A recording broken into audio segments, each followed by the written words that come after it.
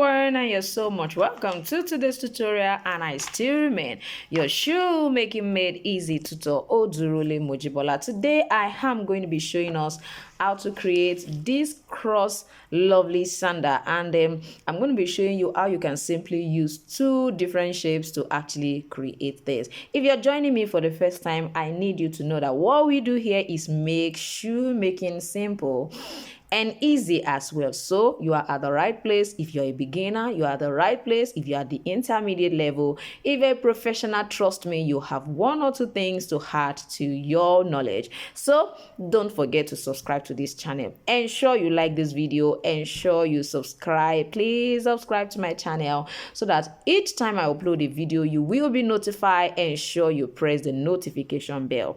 So today I need you to sit with me, and I'm gonna be right back. All right, like I said, we are going to be using just these two patterns to create what we have right on the screen. Now I need you to know that the dimension of this is actually 10 centimeter by 12 centimeter.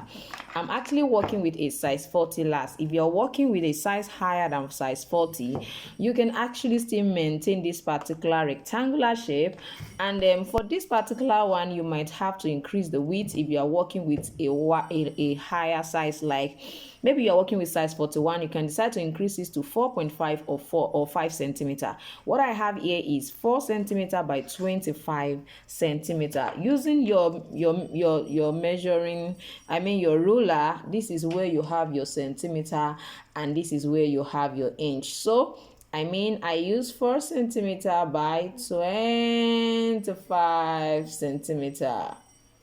Yeah, 25 right here. That's what I have here. So you just cut a straight strap that is 4 centimeter wide and 25 centimeter long. Why this one is 10? This one is actually 10 by 12 centimeter. Yeah, 10 by 12 centimeter. So let's continue and let's see how we're going to be doing this. So what do you do now? You are going to start with this. Now, if you don't have a shoe last, and then you want to use your feet for this, I'm going to suggest that you use someone else's feet. Well, if you're a beginner, you might not be able to manage this effectively on your feet. That's why I'm suggesting you use someone else's feet. But if you think you can actually manage this on your feet, it's quite fine. So my first assignment is to position. You can see that this is my 12 and this is my 10. This is my 12, this is my 10.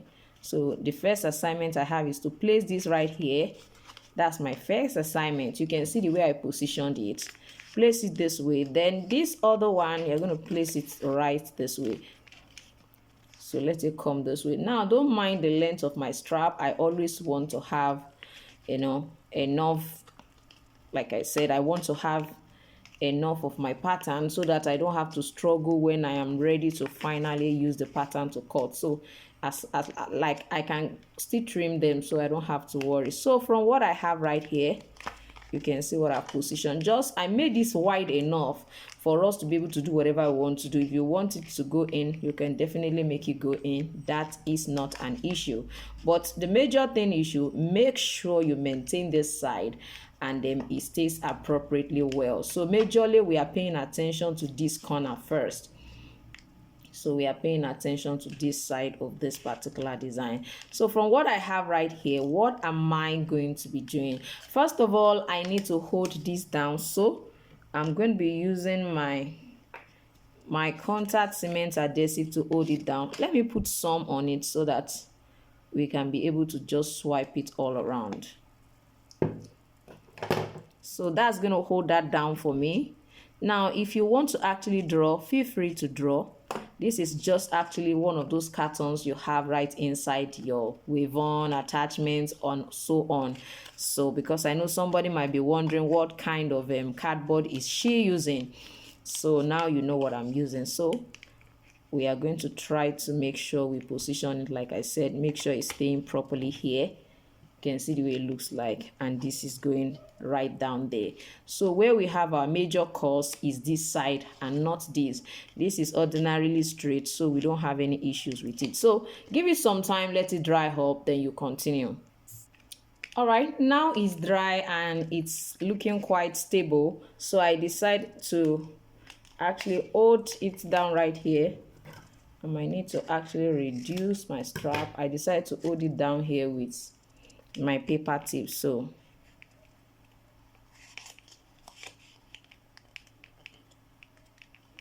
just want to try to hold it down there. So, and then I try to do the same thing right here to just hold it down. So what we are going to be doing now is we are going to be trying to actually create the shape that we now want it to have.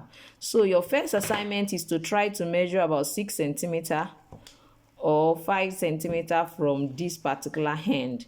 So let's say we are using 6, for example. This is 6. This is 6. So from what I have here, just try to go up and then please watch carefully. Can you see this? So what we are doing is we are going to come this way and then come down. Make sure this side is curved. You can see what it looks like. It's not necessarily that it has to go high. It can come down. Just ensure that it's still aligning with this back part. That is the first thing. The next thing you're going to be doing, of course, after measuring your 6, measure another 4, because the strap I have is 4, so I want it to have the same width with this side. So I'm going to just place this right here. So let me use my measuring tape. So this is what I have here. This is 4 right here. So with this now, I can also give this a shape.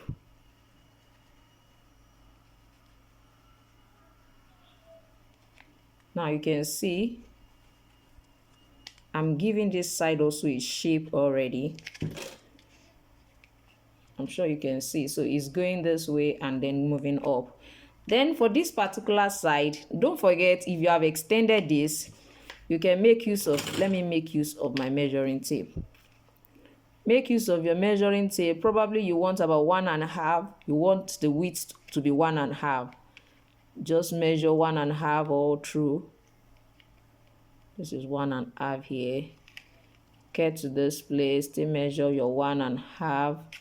So you can decide to join this together as you bring it, just to join this. I don't know if we can see this, but I want to see if I can. So this is coming from here. Just let it come and join this one that you have here. So if you want yours to be wider than this, fine. If you don't want to be wider, you can just leave it that way. So we are just going to try to definitely remove and then trim. And you see what we have right there. For this part, I'm going to be having this.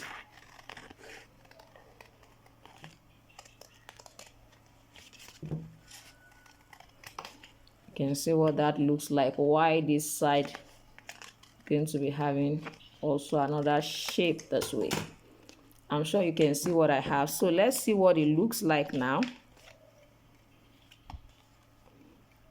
So from what I have right here, this is this way and this is going down this way. So with this, all you need to do is just to duplicate this on this other side. That's all you need to do. This one, duplicate it on this other side. How do I mean? Place it on another pattern.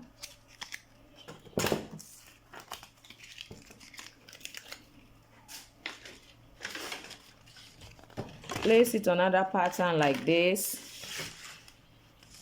And just duplicate it. Draw it, outline. Just draw and then trim it out.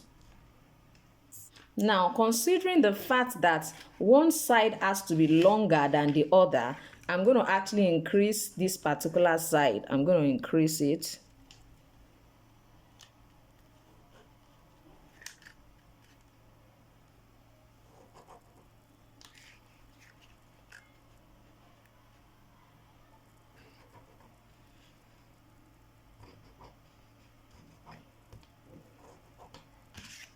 So let's say we have this. I'm just going to trim.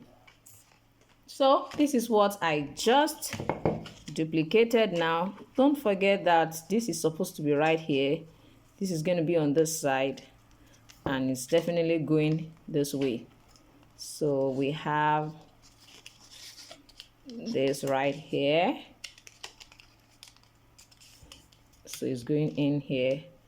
While we have this on this other side. Now, if you want your own to have buckle, in case you want it to have buckle and not Velcro, you can decide to actually attach the buckle here, attach the buckle right here. Then the strap can be suspended into it, but you have to make it longer than this. Definitely it has to be longer so that it can go into it. If you want it to be Velcro as well, definitely you're going to suspend the ring you have, that ring you have.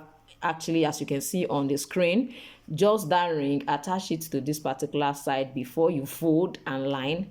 Then this particular one has to be longer than this. Definitely it has to be longer so that it can easily go into it and then flip back, because as long as it is entering into the ring, it has to also curve back this way. So it depends on really what you want to use. So you can see what it looks like. You can see what it looks like right here.